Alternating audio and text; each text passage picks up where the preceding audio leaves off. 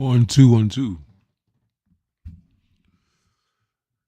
Peace. And Black Power Family's brother Agyei Taimba representing Harlem Liberation School. And I have a relatively brief message, probably about 15 minutes.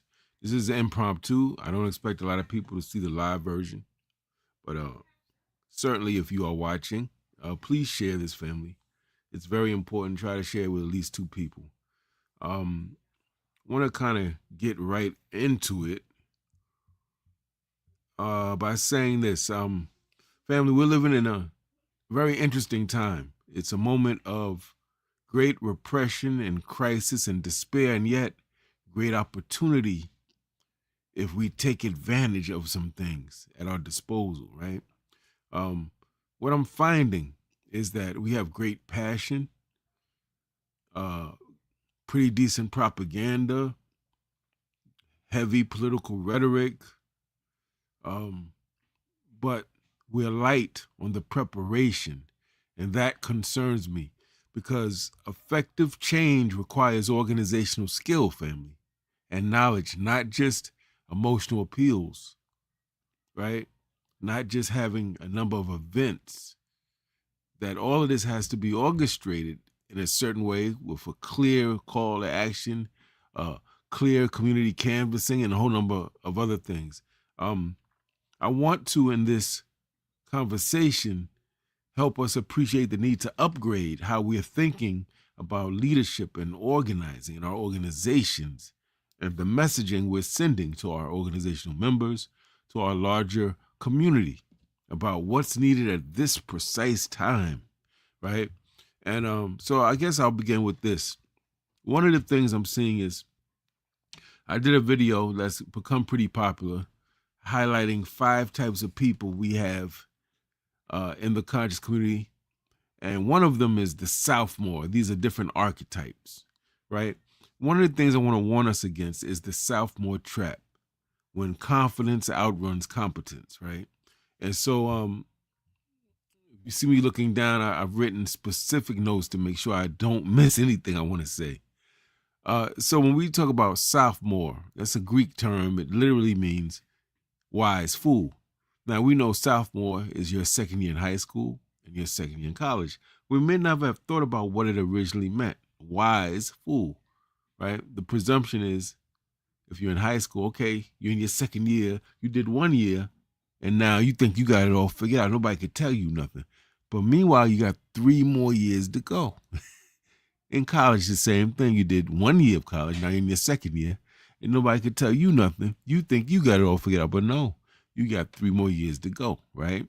So when we talk about being a sophomore, we're talking about learning a little bit of information, reading a chapter here, seeing some documentary, seeing something on YouTube, seeing a lecture or two, and assuming we've mastered what nationalism is about, what Pan-Africanism is, some of our great leaders and activists in the movement, strategy and organizing, and or overestimating our skill set or our knowledge base after really minimal exposure and study. This is common, unfortunately, in the field, in the world of activism, and in the world of grassroots leadership. And there's symptoms when we fall into the sophomore trap. I don't really know a lot, but I think I do, type of thing. So I don't have to study. I don't have to do more research. I don't need actual experience in organizing.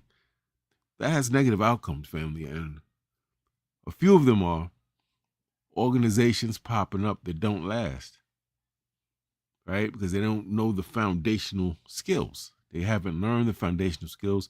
They haven't acquired the requisite experience needed to build and sustain organizations and movements. Also, we have activists. I had a young man tell me, I was asking, did you read this? Did you check this out? Did you interview this person? Based on what he said he wanted to do. Brother told me, look, I don't need that. He said, I've done 3 years of reading. And I kind of chuckled because the poor brother doesn't understand that that's good for where you're at. But for what we need, 3 years of reading and study is not going to cut it. Not to mention, because you don't actually know a lot about this, you don't even know the reference point to decide what you need to know. If I'm making sense. So this is so people that are in the sophomore category will tend to reject very solid, very valid and good feedback and critique and training. You know, it's kind of like football coach used to say in high school. It's funny, he said God got a sense of humor, because the running back that fumbles every game is the one that tends to be the most resistant to coaching. In other words, if you're dropping the ball, if our movements are failing, if our organizations aren't lasting long, they're up, they're down, they're defunct, they're here, they're gone. We're losing, in other words. That's supposed to tell you there's something we're not doing right. It's not just what the enemy's doing. Let's take him out the equation. What are we doing or failing to do, right? That's where the most effective leaders, how we think, not about what the enemy's doing. He's gonna do what he's doing, but what things are we doing? What do we need to tighten up? What do we need? What things do we believe that we now know are invalid and we need to throw those out? What are some new ways of thinking we need to adopt based on what we see, right? And the other thing that tends to happen with sophomores, or the sophomore archetype in our movement, is they tend to confuse great passion, great anger, their indignation with oppression, with being effective. So I hear people, oh, I'm so upset, I can't believe. Understood. Me and many others before us who knew more and had done more were very upset too. The difference is they weren't just upset, right? They studied, they organized, right? They formed coalitions and alliances, and they did community outreach, and they did things to take the anger and frustration and channel it into meaningful, tangible organizing that pushed the needle forward, that resulted in some level of advancement for our people, right?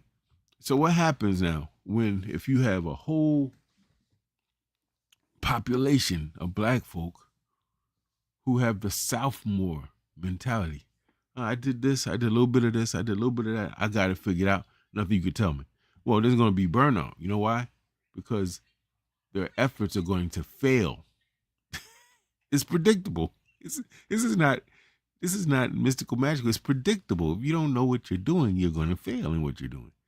Particularly when you're up against a group, an adversarial group that does know what they're doing. They may be wicked, greedy, immoral, and unethical, but they know what they're doing, and they're planning and strategizing, right? You're going to have a lot of internal conflict because people won't know the requisite people skills, won't have the requisite emotional intelligence to be able to manage people. And you're going to have a population of activists and organizers repeating the same mistakes generation after generation, when they could have prevented some of those things simply by listening to those who have done it successfully or doing more study, right? Okay. Now this brings me to something I don't know if you've heard about that comes into play here, called the Kruger Effect. And this speaks to why we don't know what we don't know. This is very important. I just said that before. The young man said, I've done 3 years of study. And he was saying that as if to say, you can't tell me nothing. He's talking to a person who's done over 40 years of study and is still studying every single day. So when you don't know, you don't even know what you should know. Does this make sense? Okay, so the Kruger effect, the definition is basically saying it's a tendency for people with low level of knowledge in a certain thing, thinking that they have a really high level of knowledge or skill. So it's kind of a false sense of high confidence, even though they don't really know much about what they say they do or don't know how to do much. This is this happens so much, in other words, family, that these two white folk came and gave it an actual name, the Kruger effect, right? They say that high skill, the people who have the high level skill, high level knowledge, tend to be a little more humble. This is interesting. Humble and more prone to be critical of themselves than the people who have very low skill, low knowledge. It's very interesting. And because of this effect, this thing, I don't know a lot, but I think I do, that these people tend to lack this. First of all, they tend to lack the tools to accurately even self-evaluate. And the research shows that the lowest performers rate themselves far above average. The strongest performers are more cautious in their self-assessment because what? Because they are very familiar with the field they're in. They're very familiar with the struggles. They're less likely to say, I got it all figured out, because they know there's a whole lot more, that what they're confronting is a complicated, complex thing, whether it be white supremacy, capitalism, or whatever it is, war, right? Now, there's an implication for our movements. It means that the loudest voices are not always the most competent voices. And it means that the most effective nation builders, activists, organizers tend to be lifelong students or learners, right? This is very important. Let me see if I have anybody watching. Nobody yet. Okay, I figured that. That's cool. I'm going to put this up at this point to know what we're talking about as I speak. You'll see me in a little circle, family. Okay, bear with me. All right. Now, another thing that we tend to, that I see happening in the community, as I'm telling people about these monthly leadership development workshops I'm doing starting this month on the 29th, I'm seeing that we tend to struggle with this idea that, oh no, I'm in an organization already. I know what I'm doing. I don't need any help with organizing. Or, oh, I've been an activist for maybe 5 years. I don't need to go to classes. I remember when we were doing political education at Heart Liberation School, we had, I want to say twice a month, we had these developmental political education classes. Developmental meaning that each one built upon the last one. They were really good. People paid $5 every time came out. We took that money, we used it for refreshments and as a kind of a stipend for if we had guest speakers, right? Very successful political education course. And I had a few people said, Brother Agyei, we love this. We love meeting people, learning new things. Are you going to have a more advanced level? And I would tell them as humbly as I could, from where I sit, we're not ready for an advanced course. You see what I'm trying to say? Because based on the questions people had or the fact that they didn't know about colonialism, that this is how it operated on the continent, that they weren't clear about all the key aspects of imperialism, right? They weren't able to kind of define or describe nationalism sufficiently. That let me know where we are, what we're teaching right now is perfect for the people coming in. They have to get through this first. You know, you go to college, and let's say you want to study African American studies or ancient Africa. You can't take ancient Africa 203 if you didn't take ancient Africa 202. And you couldn't take 202 if you didn't take 200 and 201. And it goes all the way back to 101. So what I'm arguing is people aren't getting the foundation, right?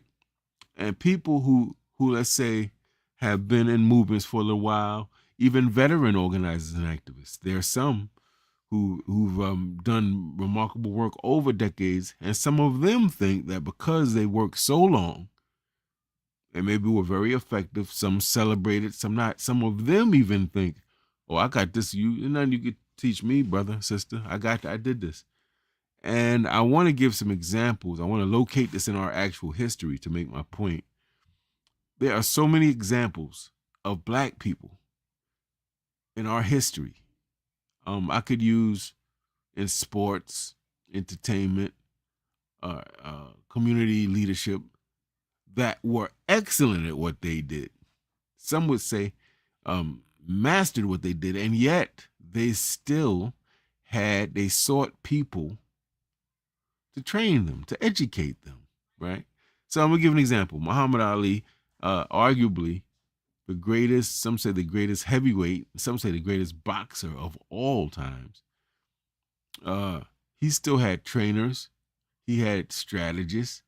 He never trained himself. He was so good. If he was that good, he could have probably come up with his own training regimens and wouldn't need a trainer, coaches, or anybody. But he never trained alone. He had a group of people, sparring partners, and right?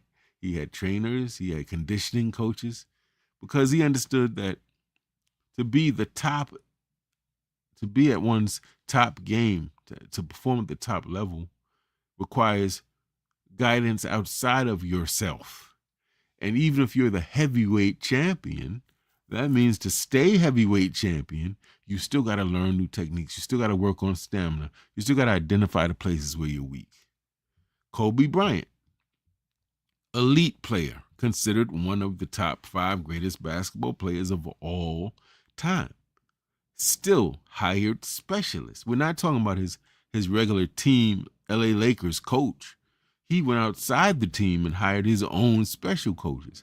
He had coaches that helped him develop his flexibility, his stamina, improve his footwork, work on his mindset.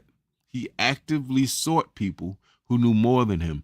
If you watch, very sad, it wasn't a funeral, but it was a memorial service for him that they held in the Staples Center where the LA Lakers play. And it was full of capacity with regular people, fans, and celebrities and entertainers and NBA superstars. Retired and was still playing.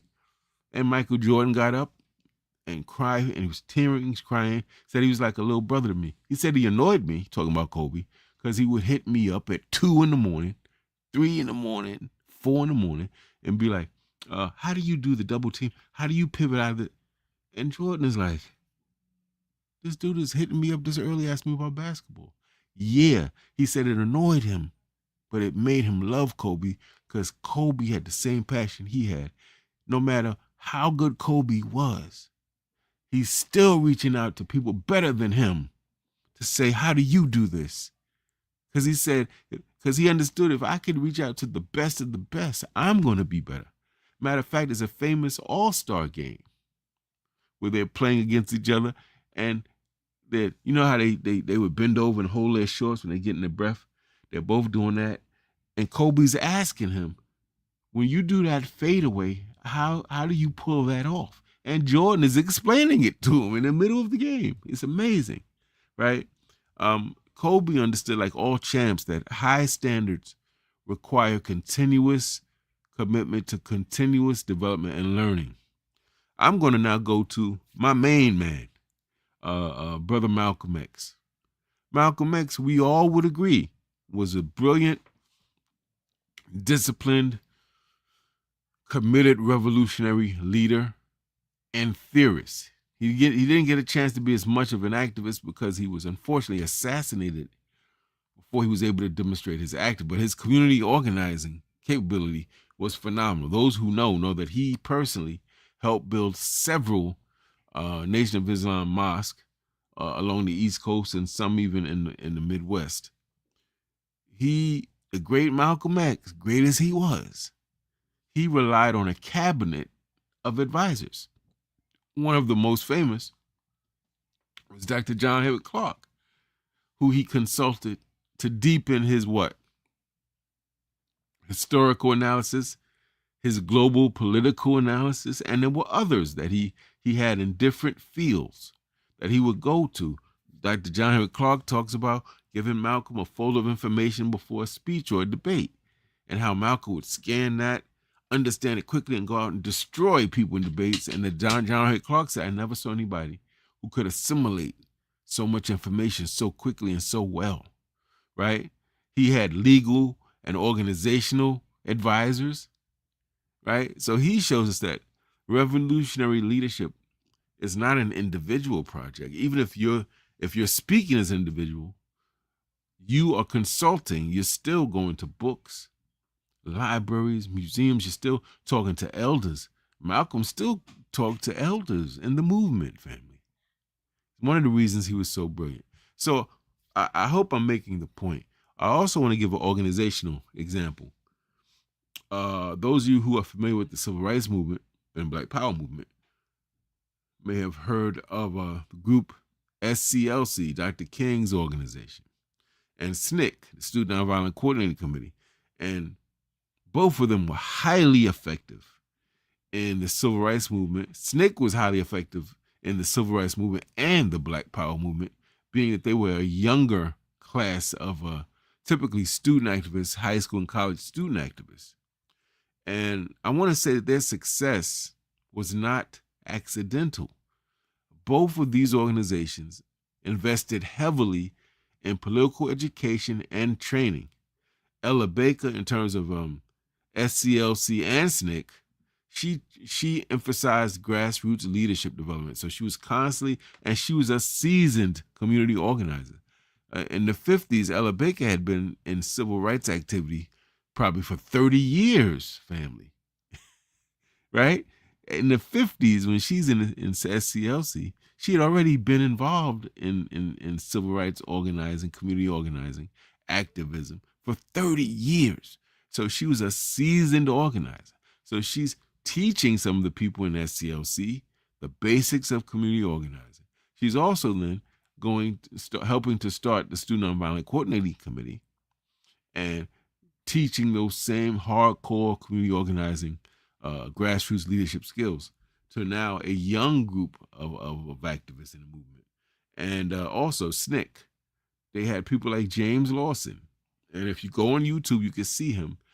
Now, this is when they have the freedom rides and they were trying to integrate diners, places like Woolworths, to be able to sit and eat at the counters in the restaurants. And they had whole workshops, family. They didn't just go in there and do that. They had seasoned activists and organizers like James Lawson would reenact. He would simulate, have these activities where they would act like they were sitting in at one of these racist segregated stores, and they would throw sugar on them, ketchup, catch when they had called them the N-word. These are other people in SNCC, training them to be able to deal with pushing them, shoving them in their face, mushing them, to train them for what they were going to experience when they did this for real in the racist stores and restaurants. And one of the reasons that SNCC and SCLC were so very successful and effective is that they trained people in leadership, organizing, and activism. They trained them in nonviolent direct action because that was their thing. They trained them in strategic confrontation. They trained them in discipline and poise under great pressure, right? These activists were trained before they entered these dangerous campaigns in Mississippi and places like this in the South. And their effectiveness came from not just they were courageous or charismatic, it came really from they were well prepared and trained. I'm arguing, and I will always argue, that our movements and organizations become more effective, more productive, and gain more victories when skills and knowledge are systematically taught. People don't just go rushing into something and they haven't studied it, they haven't prepared. This is really common sense, by the way. And I want to add a personal touch to this. I often talk about my own development as an organizer and an activist. And I want to say this. My teachers and jegnas taught me about movement work. And they were very clear. These are people who were professors for many years. They were hardcore activists and organizers. Many of them were involved in civil rights organizations. Many of them were, if they went to college and had degrees, they were student activists. As they're getting their degree, they're still challenging the university, right? Fighting for Black studies or Africana studies departments, the first ones in the country. And it was very clear that they saw their work as being nation-building work.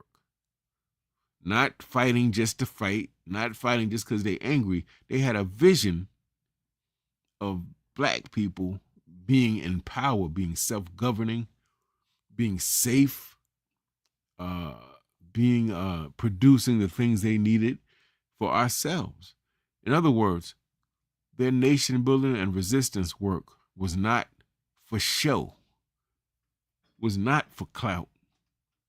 It was to win. They had very clear goals. We're doing this to create this scenario. We're doing this to have this outcome. Their goal was to be effective, productive, in tangible ways, measurable ways, and to advance the condition of our people. And so, because of that, they emphasized things like structured political education, independent institution building, cadre development, small group training, leadership training. And because of them, I was trained to do the same. So when I look around, I'm looking at people, the stuff that I see today. A lot of the activism is very performative. Not all of it, because we got some brothers and sisters doing wonderful work. I want to be clear. I see stuff going on in Mississippi that is phenomenal. I see stuff going on in Atlanta that is phenomenal. Some stuff here in New York and other places as well.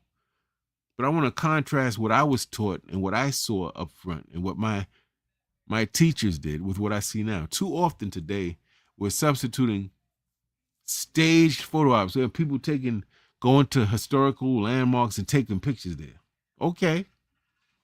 And what's that mean? Like, or taking pictures with legends in our movement, as if to say that they're down by law, that they are by associating with these people who we do love and respect, who are trained and successful warriors in the movement, that they are somehow. No, that's just a photo op, family. I could stand with all types. I grew up with people in a community who were involved with nefarious activity. I could take a picture with them. That don't mean I so dope, because they did.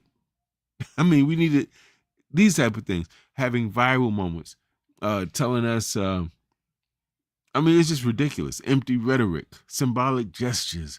And we're substituting those performative things for serious study, organizational discipline.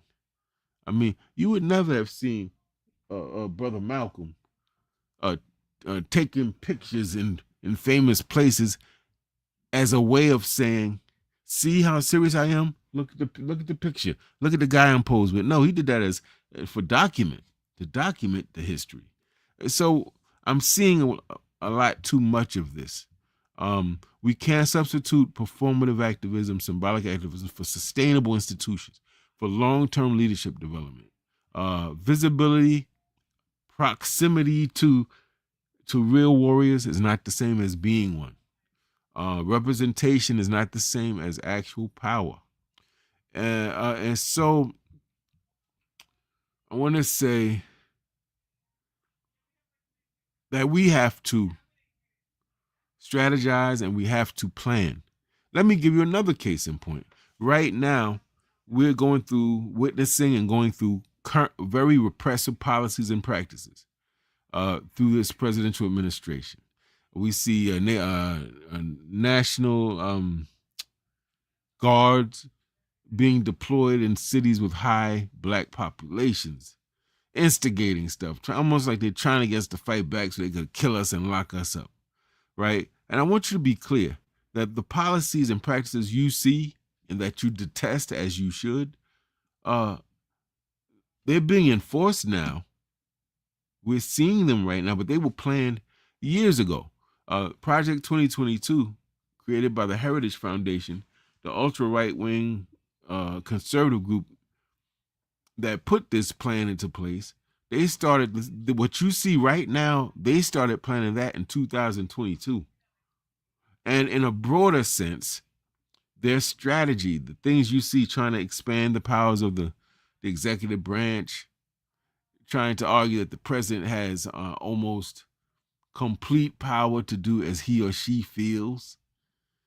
That goes back to when they started in 1973 and their first attempt to sway a president, to give a playbook for a president, starts with the Reagan administration, family. What am I saying? I'm saying that people in power or people who want to take power, they operate on long-term planning cycles. Nothing happening right now is accidental, incidental, or impromptu. Oh, he just decided to send the National Guard. Oh, he just decided to deport people and create these detention centers. Oh, he just decided to fire unethically all these black and other federal employees. Oh, he just decided to take black historical figures off federal landmarks and certain federal websites. No, this has been planned for generations. What you're seeing and experiencing is just the execution of it, right? So I'm trying to get the point across that the repressive policies and practices we're dealing with are organized, funded, strategically coordinated, meetings upon meetings, experts brought out in different fields to coordinate how we're going to get these black folk with respect to education. How are we going to get them fired? How are we going to cut off their government assistance? These are meetings over years, right, that are coordinated. All right.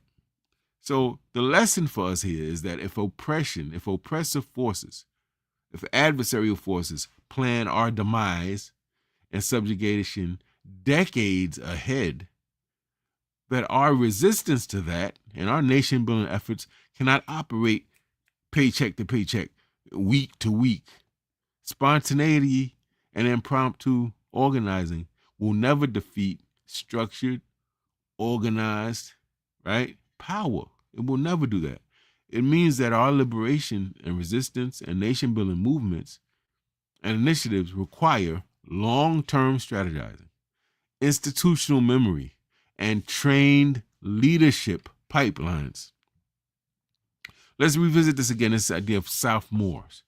So there's a cost when we have sophomoric leadership, when we have organizations that don't have no leadership training, where everybody doesn't know the basics of organizing, where people are challenging who have very little information, are challenging people who've done this for years.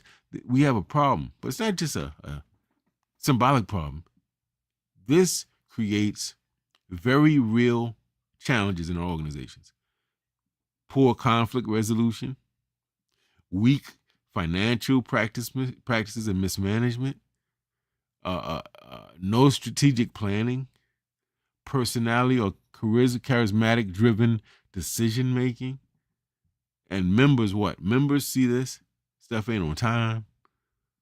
People, they ask questions to leaders, they can't answer it. What happens? People start coming to meetings.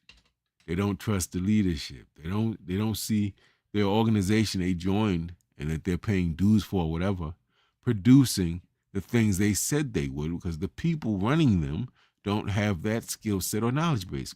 Straight up. Now, the people in organizations I'm talking about are not everybody, family, but y'all know what I mean. You know the organizations, you go to their meetings and they start when they say, they end pretty much when they say. People can answer your questions or direct you to sources that can answer your questions. The things that they say they're going to do, they're doing. Their name rings in the community because people have great love and respect. You know who I'm talking about. And then there's some, who's here today, going tomorrow. They don't last. They're victims of gossip and victims of financial mismanagement, malfeasance, victims of incompetence, right? I want to say very quickly, our community does not lack intelligence. We do not lack motivation. Sometimes, though, what we lack is organizational skills, family. And these are skills. They're things that can be taught. Nobody comes out the womb knowing this, including myself. These are things that everybody you see doing it at a high level, doing it well, they learned. They learned through people that taught them, and they learned also through making mistakes over time. That's just what it is, right? So when we have that poorly prepared organizing, what happens is members disengage. They talk about they leaving the movement. What do we see? People, I'm leaving the movement. I don't know. People mistreat me. I don't like how this is happening. Credibility suffers, goes down the drain. Opportunities are lost. And who wins when we lose? Think about that. Who wins when we lose? Our enemies win when we lose. This is not about intelligence. This is not about we're bad people in the movement. No, what right now I'm talking about a lack of discipline, humility, and preparation, family. Discipline, humility, and preparation. And many movements collapse from internal rot and internal dysfunction and internal disorganization and internal incompetence. Not just because the enemy is doing that and because COINTELPRO, yeah, we know what they're doing, but I'm talking now about internally, the things that we're doing or failing to do, right? So I want to be clear, organizational preparation is liberation work. Preparing ourselves means that we're learning how to plan campaigns. I don't mean political campaigns. I mean protests, fundraising drives, how we're going to do outreach, how we're going to get community input, how we're going to organize committees, what issues we're going to address, right? Evaluating ourselves honestly and objectively, building alliances and coalitions strategically. These aren't corporate traits. These aren't things which you said, that's white. That's white folk. No, people that want to win do that, family. That's not white. That's not racially based. The things I just outlined are things done by people who want to advance their cause and their people, right? These are survival skills for oppressed and marginalized communities. Dr. John Henrik Clarke famously said that Black people must practice the essential selfishness of survival. By that, he doesn't mean the way we say an individual is selfish. He means that we must lock down, put our differences aside, agree on what's priority. Right now, what we call ourselves is not the priority. I'm just keeping it real. Gender wars, whether that's misogyny or misandry, that's not the primary issue. Right now, we got to talk about what do we need to do to survive this time period? And then what do we need to do to be self-governing, to have power, to exert leadership over our own lives, right? So investing in this type of capacity building, what I'm talking about, is completely liberation and nation building work. Don't let nobody tell you different. Oh, that's that white. Agyei talking that white stuff. He learned that in cotton. No, I learned that by studying our history from people who helped make that history. I want to be real clear. Now, in line with that, family, if you look on the screen here, you'll see that I have this flyer up. I have the thumbnail for this. From Passion to Power, Why Movements Need Trained Leadership. Some people can go back and say, you know what, Agyei is a leader. He's talking about we need to have trained leadership. I didn't say they had to come from out of college. Did I say that? I didn't say they had to have degrees. Trained, right? I'm not a credential person. I'm a qualifications person. That means that whether a person went to college, got a degree or not, that the person in front of you that's telling you how to prioritize tasks is somebody who has successfully prioritized tasks. Come on, family. People who know what they're talking about are in a position to help get you to where you need to be better with it. That's what we're talking about here when I say trained leadership, that people aren't just going out willy-nilly with a lot of testosterone and estrogen and passion, but don't know how to do what they're doing. And it shows, family. When people know what they're doing, it always shows. Trust me. You know what I'm talking about, right? You go to something as simple as going to a fast food restaurant and you're dealing with somebody who's a cashier who has a stank attitude, no emotional intelligence, no people skills, doesn't know how to finesse a situation, doesn't know how to smile and speak to you pleasantly, and how that affects your willingness to go back there, how it affects your perception of that business because of that worker. They're not trained well. You have to train people well, family. They're interacting with the public or they're challenging sites of power. They have to know how to do that, because the people that we're going up against, please understand, they are training. They're clear that the more we know and the more we experience, the more we document, the better we'll be at what? Resisting their attempts to resist what we're doing, right? So I started, in lieu of this, I've started monthly online or virtual workshops. The first one on January 29th. And it is designed, these things are designed for new activists, experienced organizers, and community leaders. Or let's say you've done none of those things, but you're like, Brother Agyei, I want to be an activist. I want to be a community organizer. I want to be a community leader. I want to start an organization that engages in Black resistance or whatever it is. Then this is for them as well, because they have to learn from people who know how to do these things and who have a record of doing these things successfully. Right? And some of the focus areas are organizational effectiveness, leadership development, movement strategy, group dynamics, a whole bunch of stuff. This stuff is practical. It's not theoretical. Everything I'm talking about in these workshops is for you to apply in the real world immediately. I made sure that I priced them at a price point that most people could afford, even students.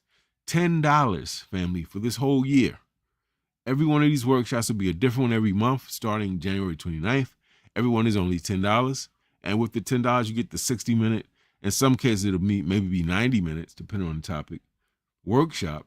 But you also get an ebook that's basically going to be like a summary of everything you learned in the workshop.